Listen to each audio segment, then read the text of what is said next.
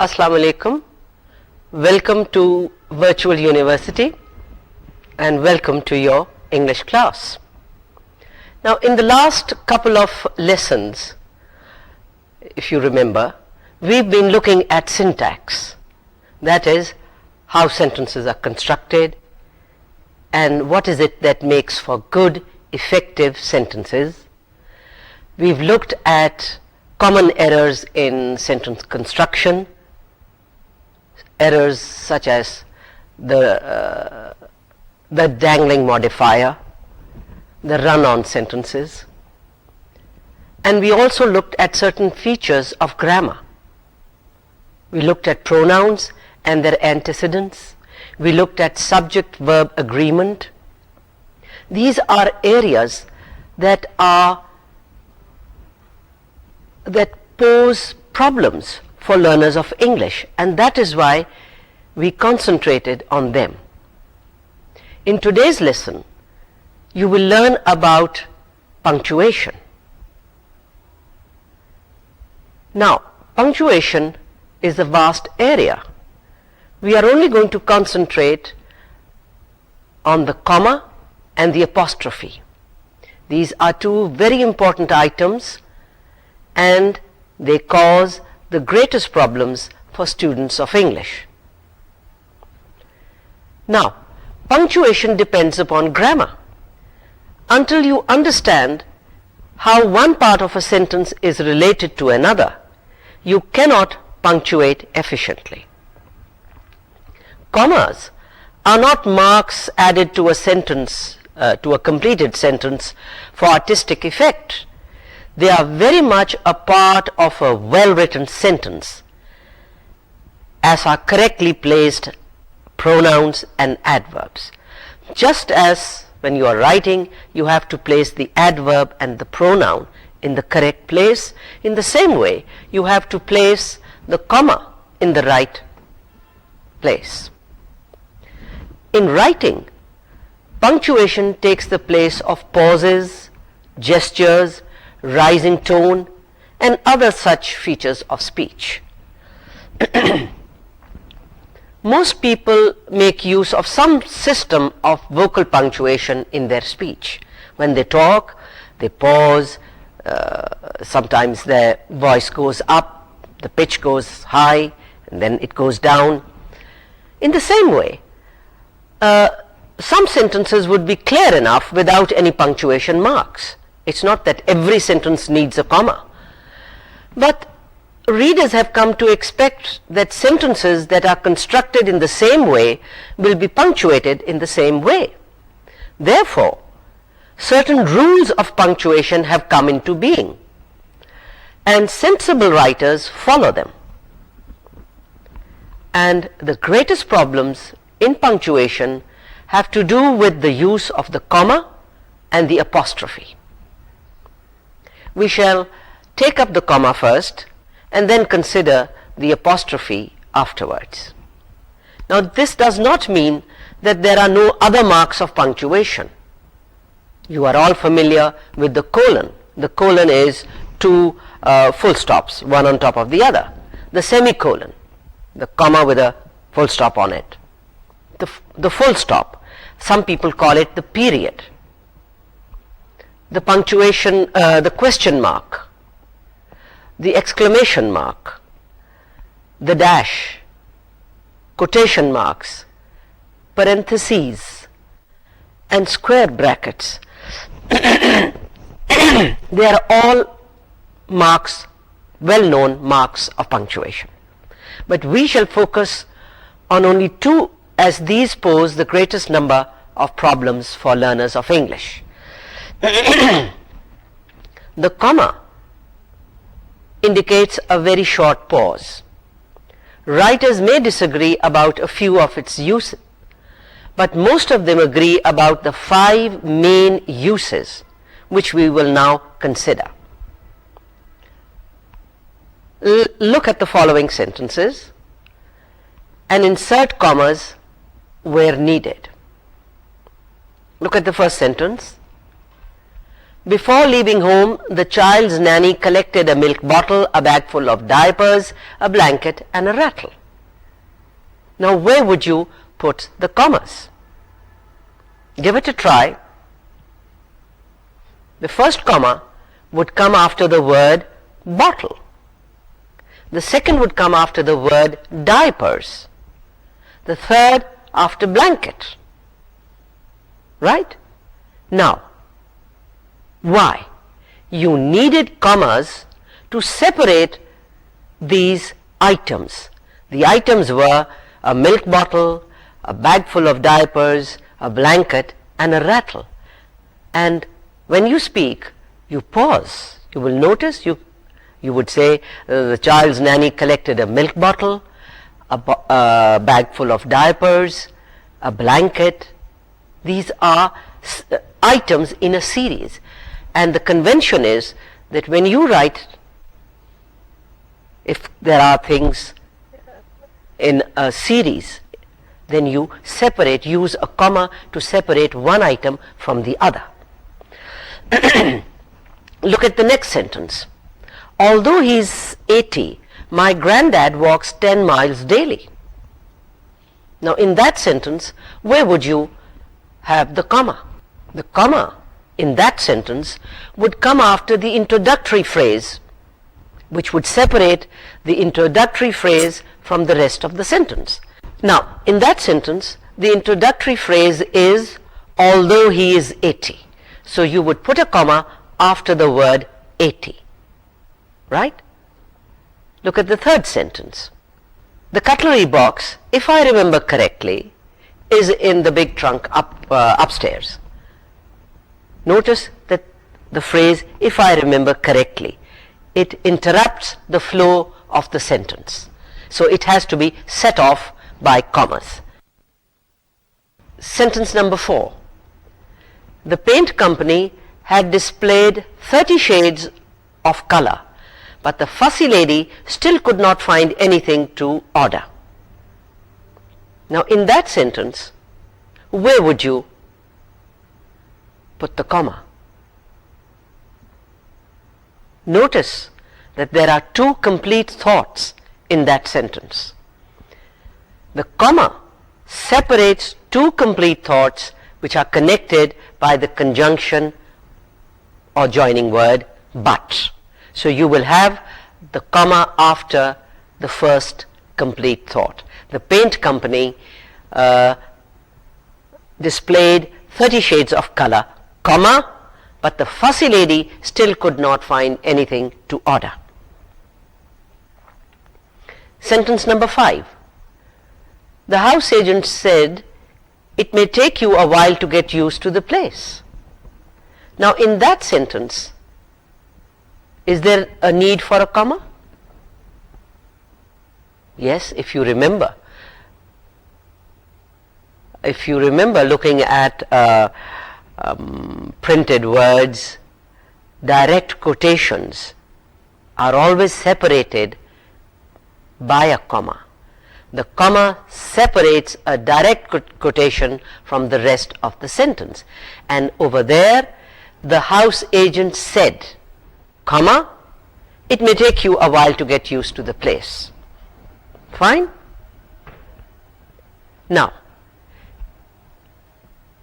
those were 5 main uses of the comma. Let us look at those rules again. Rule number 1 is that a comma will come between items in a series. Number 2, a comma will come after introductory material, after a phrase or a clause that is introducing something. Number 3, you will have a comma or commas around words that interrupt the flow of a sentence. You will have a comma before it and you will have a comma after those words. Rule number 4 is that you will insert a comma between complete thoughts which are connected by a joining or a conjunction. Words like and, but, right? And so.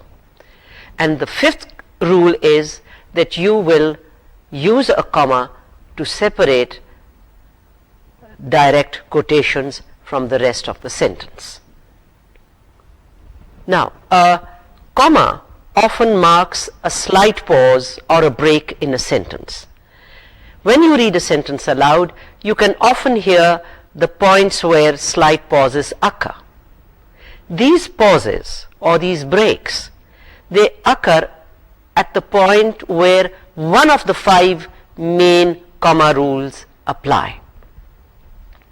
Now, over the years, I've noticed that students apply a comma wherever they feel like. No, it's not that. That is not the way to go about when you are writing.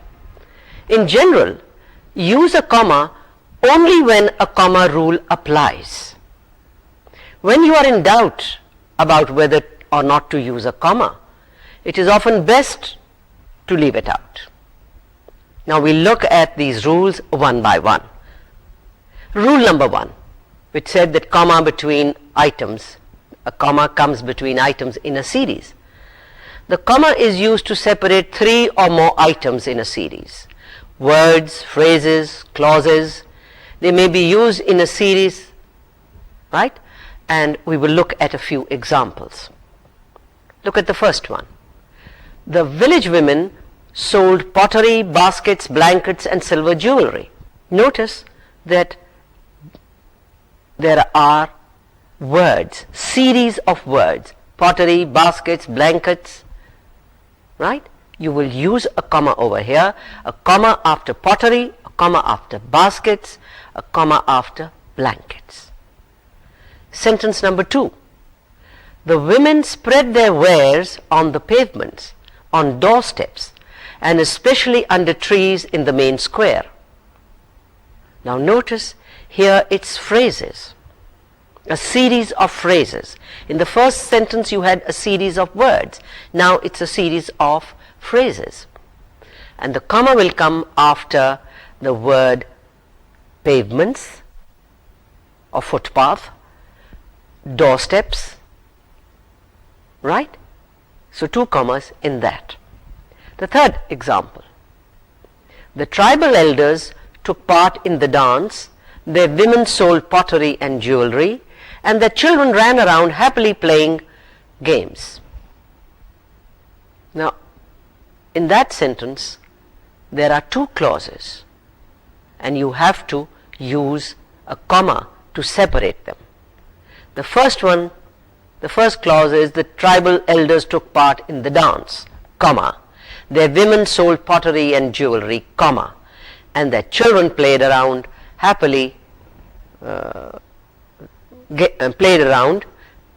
happily playing games. The children ran around, sorry, that's the word. Now, remember that you do not use a comma when the series contains only 2 items.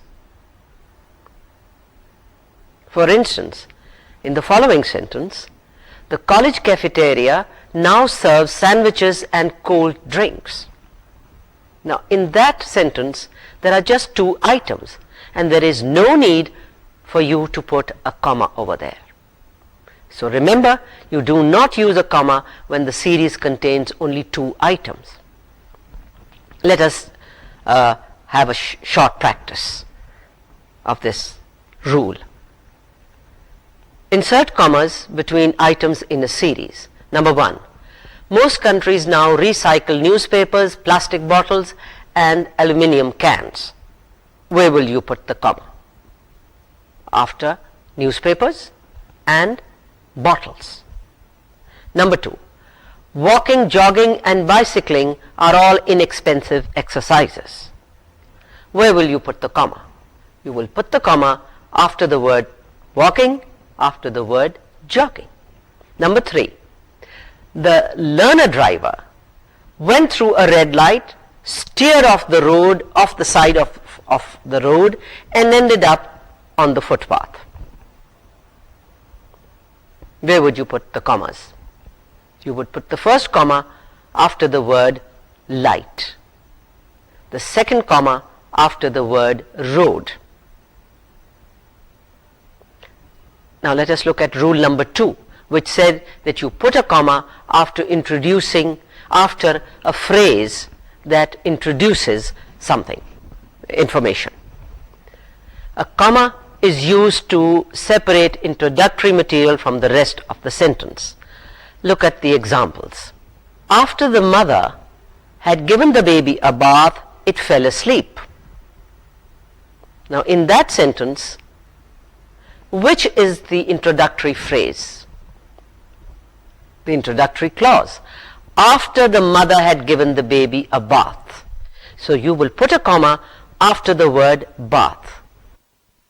Pushing and shoving each other, that is introductory material, and you will separate this from the rest of the sentence by adding a comma after the word other.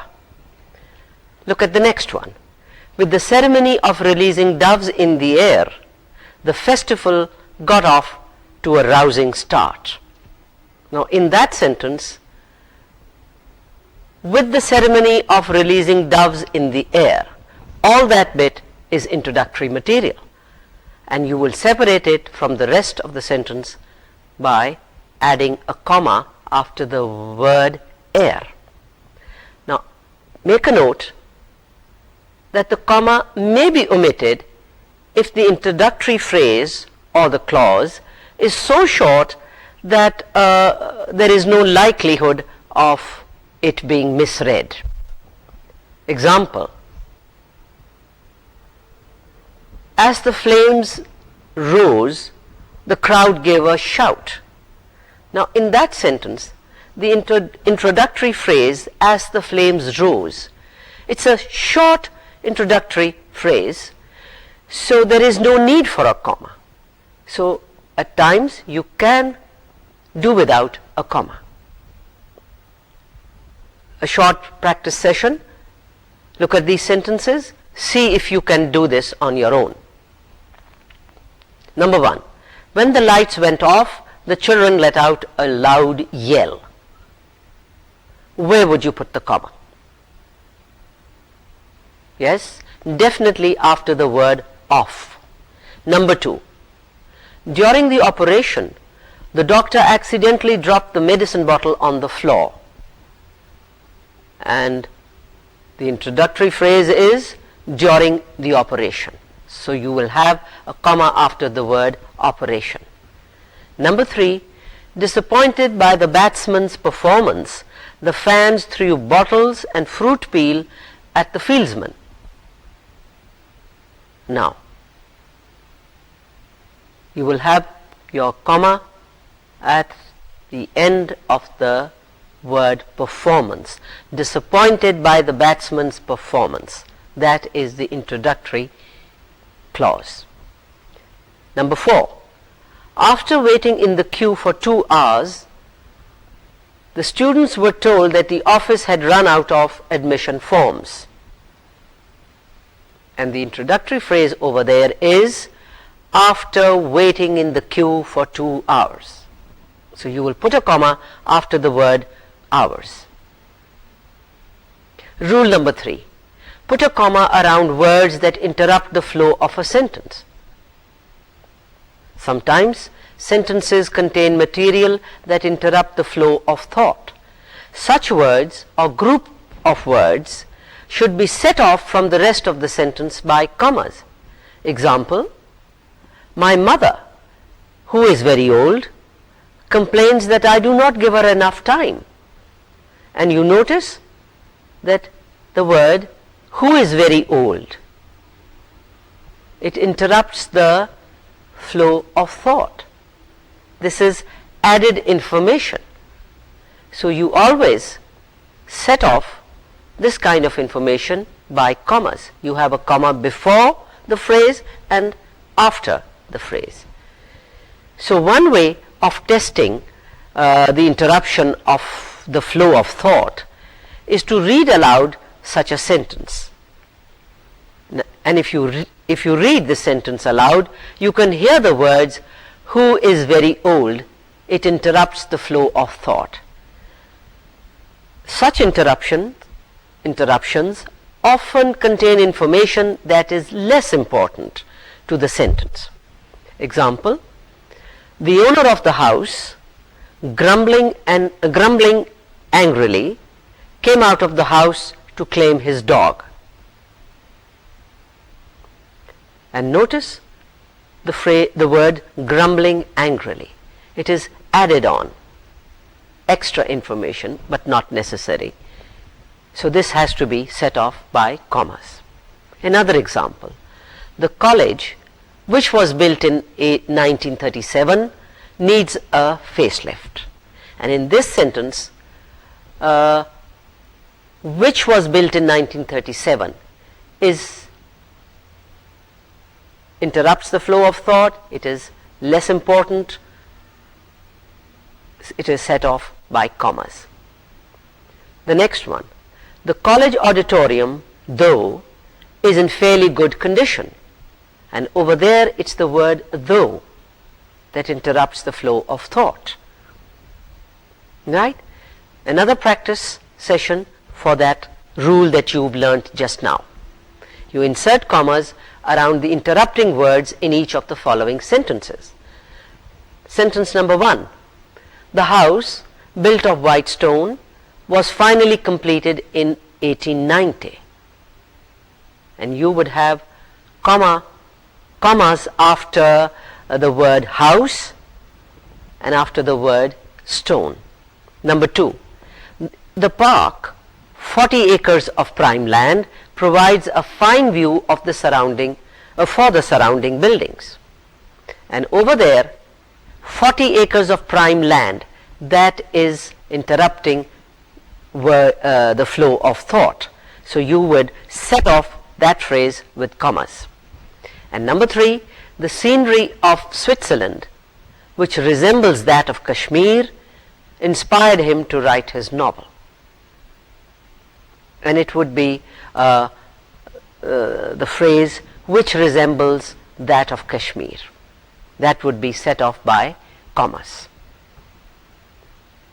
Rule number 4, which said that insert a comma between complete thoughts which are joined by a word, by a conjunction. Right? Look at this example. And these joining words are and, but, and so. Example, Multan is one of the oldest cities in Pakistan, and it is also one of the most interesting. Right? Now over there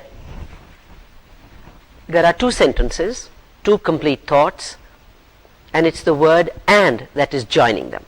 So you will put a comma after Pakistan. Number 2. Some historians claim that Uch Sharif, another city in Punjab, is older, but all agree that the Indus Valley has been continuously inhabited for thousands of years. Now in that sentence, some historians claim that Uch Sharif, another city in Punjab, is older. That is one complete thought, and the joining word is but. So you will separate the two sentences which are joined by the word but with the comma after older. Another example, perhaps you have read about this old city, or perhaps you have even visited Uch Sharif.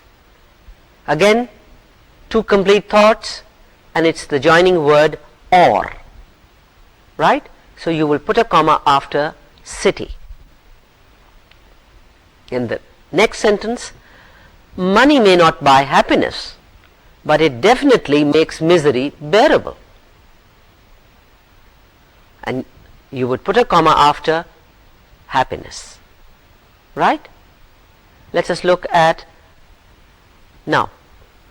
Again, I want you to note that you do not add a comma just because a sentence contains the word and, but, or so. Repeat. Do not add a comma just because a sentence contains the word and, but, or so. A comma is used only when the joining word comes between two complete thoughts. Each of those thoughts must have its own subject and verb. Look at this example. Shama spent the morning in the college and then she went to the civil secretariat. Now in that sentence, notice the comma comes after college. It's a complete thought. It has a subject and a verb of its own. Shama is the subject, spent is the verb. And in the second half, and then she went, in the second part of the sentence, she is the subject and went is the verb. So in that situation, notice you have a comma. Look at the second one. Shama spent the morning in the college and then went to the civil secretariat. Now in that sentence, there is no comma. Why? Because the second thought is not a complete thought, because it doesn't have its own subject. Right? Let us have some more practice in this. Look at these 4 sentences. The first one, the cricket team has lost 5 matches in a row, but they are as popular as ever. Where will you put the comma? Simple, after the word row. Number 2, Kausar wasn't wearing her reading glasses, so she couldn't read the fine print in the dictionary. And you would insert the comma after glasses. Number 3, I used to be able to play the sitar very well, but now I'm out of practice. And the comma would come after the word well. Number 4, it is not a festival precisely, nor is it a village fair. So where would you have the comma? It would be after the word precisely. And the last rule, which says that a comma must come before a direct quotation. Example, the coach shouted, "Move, move fast." You will insert the comma after the word shouted.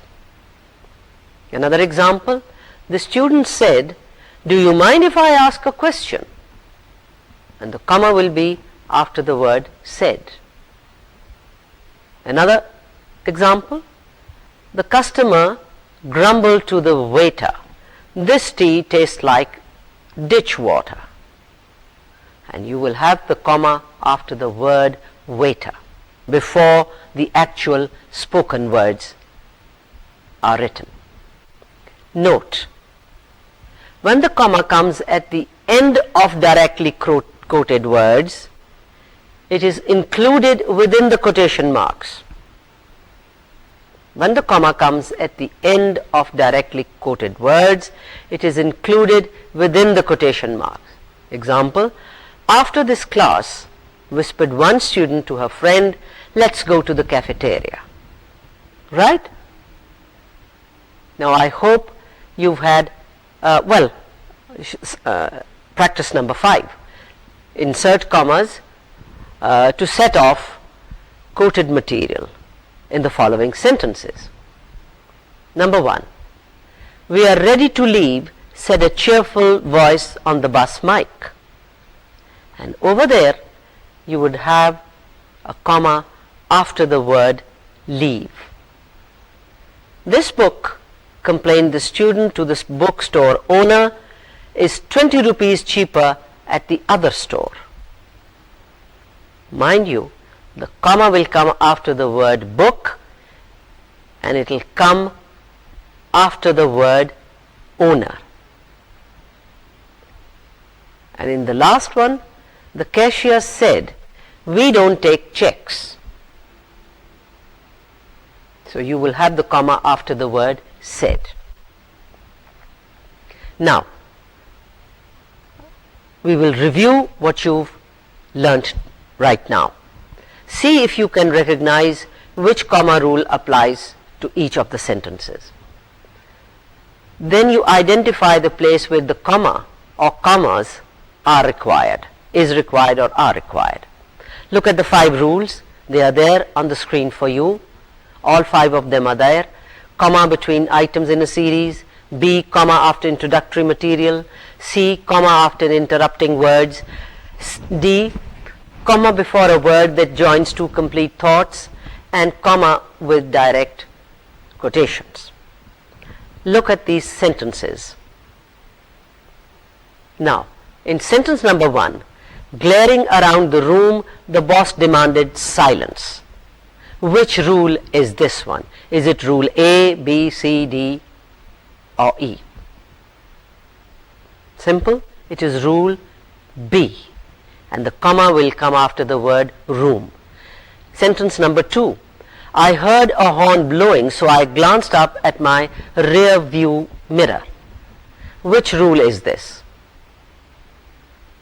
It is rule D, and you will have the comma after the words blowing.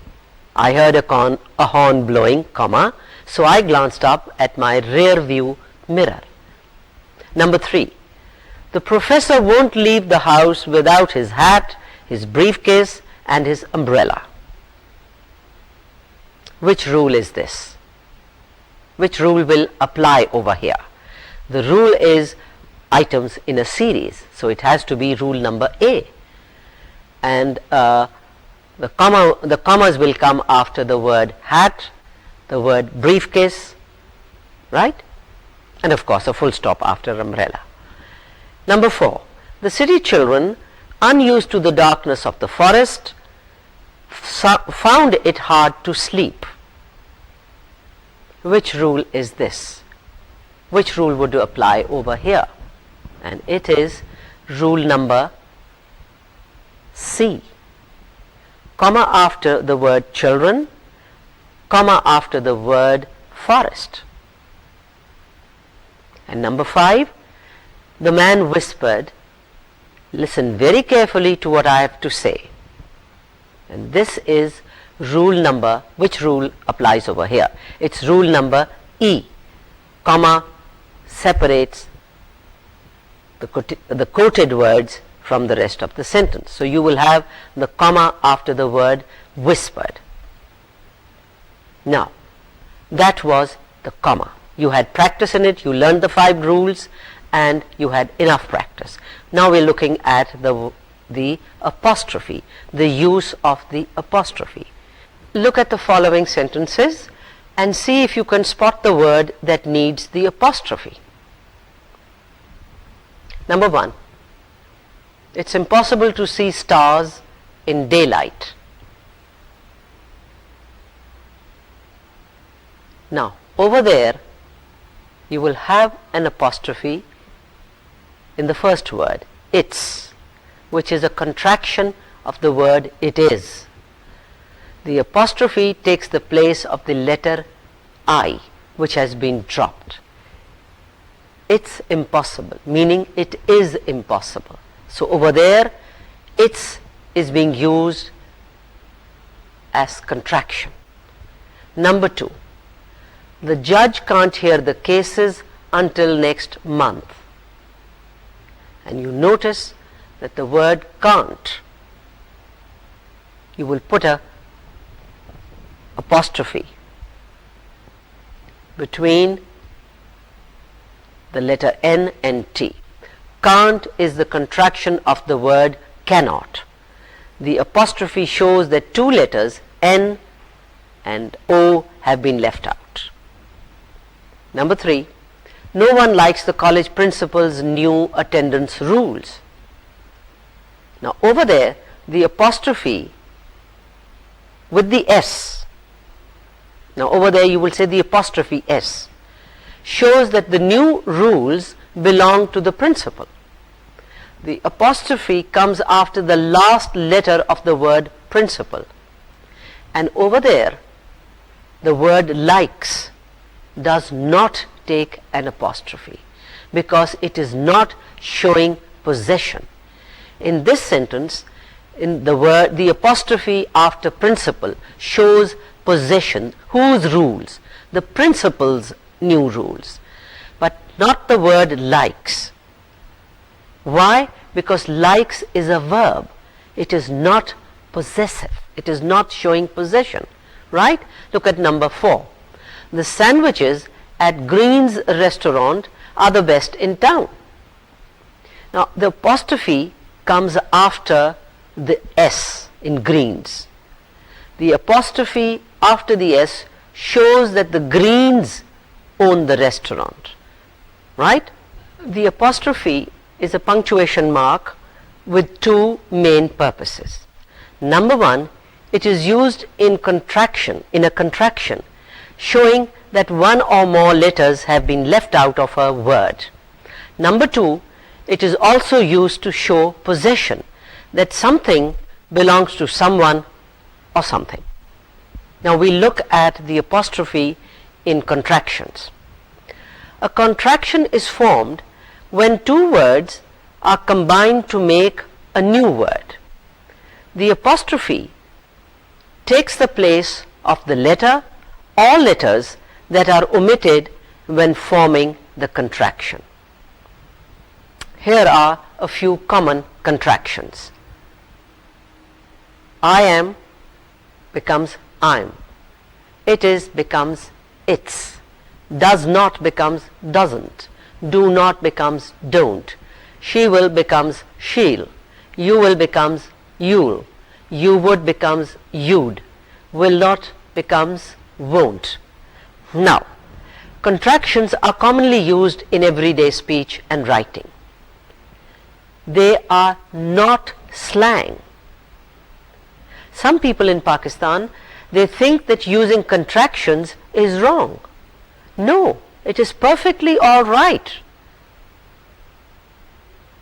I'll read out a passage and you notice how frequently words are contracted. Would you like to go to the movies tonight? There's a film I've been wanting to see, but it hasn't been in Lahore until now. You've been wanting to see it too, haven't you? Shouldn't we ask the others to go with us? They're always saying that they've plenty of time, don't they? Now you notice that over there, in the passage that I read to you, these were actual words spoken by someone. And in speech, contractions are normal, and even in writing. So please do not have this wrong notion in your head that if you use contractions, you are using wrong English. They are perfectly correct. Now, there are a few contractions that cause problems. And there are 4 pairs of words that can cause problems to students. And these words are there and there. They are, meaning there, T-H-E-Y apostrophe R-E, meaning they are. And the other word is there, T-H-E-I-R, which means belonging to them. The other pair of words is it's and it is. One means it is or it has, and the other means belonging to. Your and your. One is a contraction, you are, and the other is your, meaning belonging to you. And number 4, the fourth one is whose, meaning who is, and whose, W-H-O-S-E, meaning belonging to whom. Now notice how each of these words is used in the sentences that follow. The first one, they are upset about the damage done to their new car. Car, T-H-E-I-R, is their car, belonging to them. Number 2, it's a shame that the college failed to honor its own faculty. And over there, the first it's is it is, a contraction. The second one shows possession. Number 3, your parents said you are their favorite child, and your meaning belonging to you. And the second your is a contraction for the word you are. The last one, who's the person whose car number plate is missing. And the first one is who is. It's a contraction. whose. And the second one shows possession, whose car number plate is missing. Now we look at the apostrophe to show possession. In the following phrases, the apostrophe and s are used to show possession of singular or plural nouns which do not end in s. You have, this is a man's job. These are men's jobs. Children's games are not always simple. My sister-in-law's great love is shopping. She reads Huxley's essays.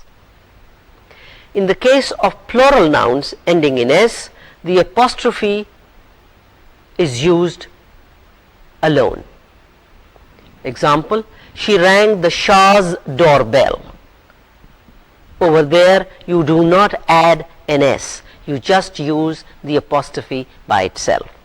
The two dogs' tracks were visible in the snow, right? And there is an apostrophe after dogs, but you do not add an s. Number 3, the ladies' toilet or washroom was locked, and ladies is plural, so you do not add an s, you only use the apostrophe by itself, right? Now we will look, as I said, there are always exceptions when we do not use an apostrophe in plurals and verbs. The possessive and plural forms of words are often very confusing. Remember that a plural is formed simply by adding an s to a word. No apostrophe is used. Look at the following sentences, the following sentence to see which words are plural and which are possessive. Samina's new boots have golden buckles. Samina's new boots. Boots and buckles are plural. That is more than one boot. Buckle plus Samina's. The word with the apostrophe plus s is Samina's. That shows possession. That is, Samina owns the boots. Also, many verbs which end with an s. Example, he owns the cinema. Owns is a verb, so do not put an apostrophe in a verb. Remember that. A quick practice session, add an apostrophe in these sentences. The head of the department's mood is much better after he gives out the assignments for the day. Now in that sentence you have departments. Departments is apostrophe s, the head belonging to the department. Gives is a verb.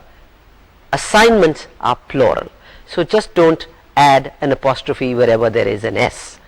Number 2, this year's new television shows are much worse than the programs of last year. Over here, years has an apostrophe s, year apostrophe s, which means belonging to this year, while the word shows is plural and programs is also plural. So you do not need apostrophes with those two words. Number 3, mind your P's and Q's. Over there you will have to put an apostrophe between P and S and Q and S. Now let us review this part of the lesson, the second half. Identify the correct answer. A contraction is two words combined into one. Is it one word? Is it a possessive? Or is it a plural? Statement number 2. In the contraction she'd, the apostrophe, 3 choices. Number A, shows that she possesses something. B, it takes the place of WOUL. C, it indicates a plural. And the correct one is B. The contraction she'd takes the place of she would. Number 3, to make a possessive, an apostrophe plus an S is usually added A to the name of the owner, B whatever is owned. Which one is the correct choice? It is A. To make a possessive, an apostrophe plus an S is usually added to the name of the owner. And number 4, an apostrophe is not needed in A, a contraction, B, a plural. So over there the correct answer would be B. An apostrophe is not needed in a plural, right? So that was a review of the second half of the lesson, which was about apostrophes. Now with that we come to the end of today's lesson. In today's lesson you learnt about punctuation, 2 areas of punctuation, and the 2 punctuation marks were the comma and the apostrophe, and you looked at the problem areas in punctuation, and these are skills that are required for effective writing. Next time we are going to move on to writing. So till next time, Allah Hafiz. See you next time.